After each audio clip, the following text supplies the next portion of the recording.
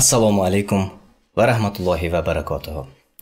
тамошобинони гиромӣ, имрӯз мо як таҷҳизоте дархост кардем ва ин таҷҳизот хуб пас аз чанд лаҳза мефаҳмед чӣ аст ва навакак аз олмон расида омад. ман таҷриба мекунам як ҷоя бо шумо ва чуноне ки гуфта будем, имрӯз дар ҳолате ки ҳамагон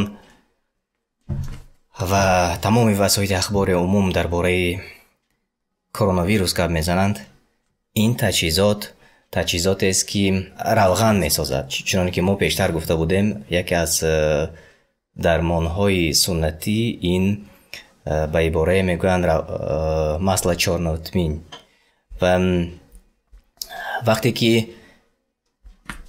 овозаҳои коронавирус хеле зиёд шуд, ҳатто фурӯшандагон низ нархи донаи кунҷитро боло бурданд. ҳамон чорнотмин боло рафт, равғанаш харидани он низ хеле маҳдуд шуд ва мушкил шуд. аз ин рӯ ман тасмим гирифтам худи таҷҳизоте ки равған мебарорад онро дархост кунам ва алҳамдулиллаҳ имрӯз расида омад аз Олмон ва ҳозир якҷоя бо шумо мекушоем ва мебинем ки дар дохили он чӣ аст ва чӣ гуна равған карда мешавад.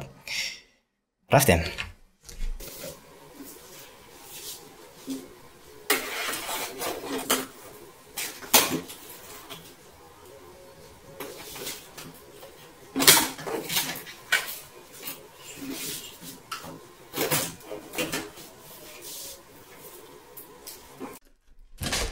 ин ҷоест ки дар дохили он донаҳоро мемонем ва аз он дона равған мебарем. болопошиам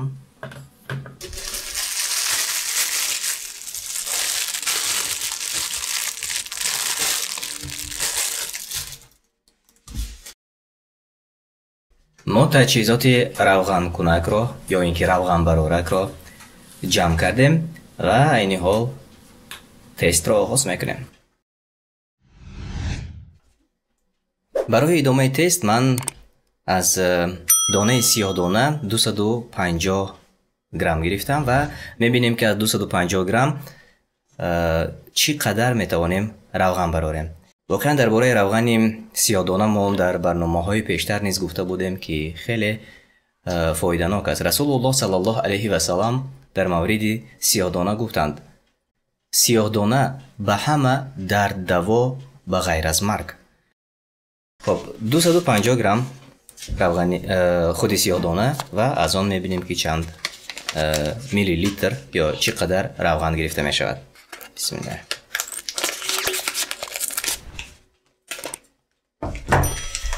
хоб барои оғози кор бо бисмиллаҳ шурӯъ мекунем.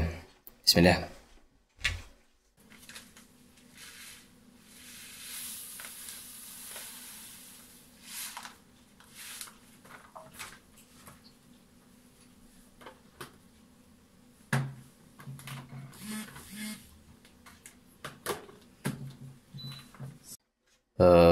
таҷҳизотро гирон кардам ва мебинем ки чӣ гуна кор мекунад.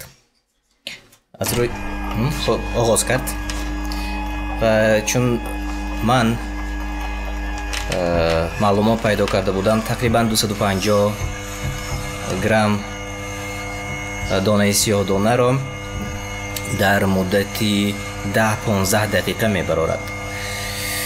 хуб вақтро низ месанҷем, шояд ки ҳатто барвақттар ҳам равған кунад ва муҳимаш он ки равғани сиёҳдонаро ва умуман равғанро ин таҷҳизот ба таври сард, яъне хунук мебарорад ва агар равған хунук бароварда шавад, фоидаи он низ зиёд мешавад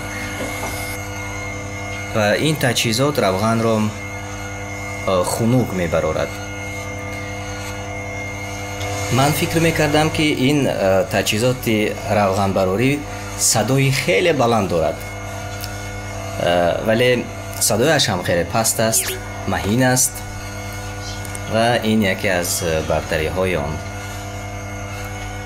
عین حال تقریبا 2-3 دقیقه گذشت و چنانی که میبینیم تقریبا 50 میلی لیتر روغن برآمده است و وقتی که جنبست میکنه 250 گرم رو من باز به شما نشان میدم چی قدر خب روغن برآورده شد.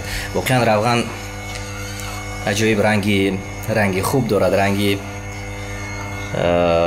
کمی زرد و کمی سیاه، روغن سیاه دانه است و این روغن بار دیگر تکرار میکنم روغنی که روغن کل مسلمانان میگویند سنتی است و به تمام درد دوا است و ایمونیتت انسان را مستحکم میکند.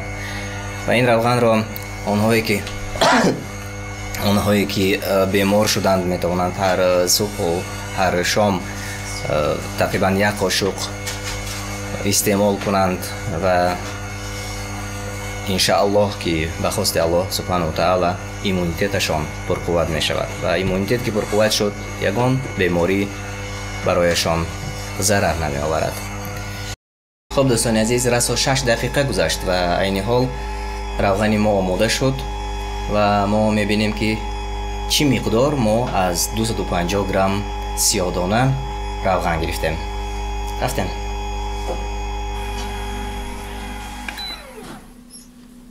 و بیایید عین حال میبینیم چقدر روغن جدا کرد.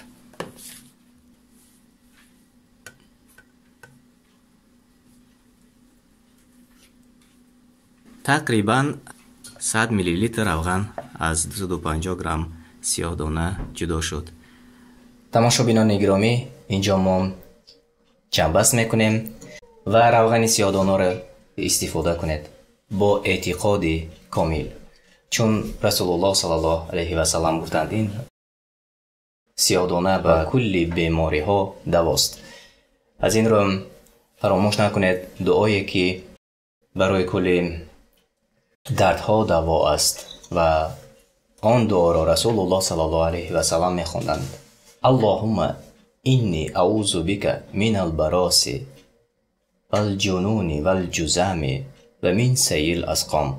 این دعا را خوانید و هر صبح و هر شام 1 قاشق روغن سیاه دانه را استفاده کنید. انشاءالله که به کلی دردها دوا می شود. تماشابینان گرامی، به شبکه زمان دانستن پیوست شوید و در آینده ما برنامه‌های گوناگون و برنامه‌هایی که برای شما پسند است تقدیم میکنیم. فراموش نکنید. زمان دانستن. السلام علیکم و رحمت الله و برکاته.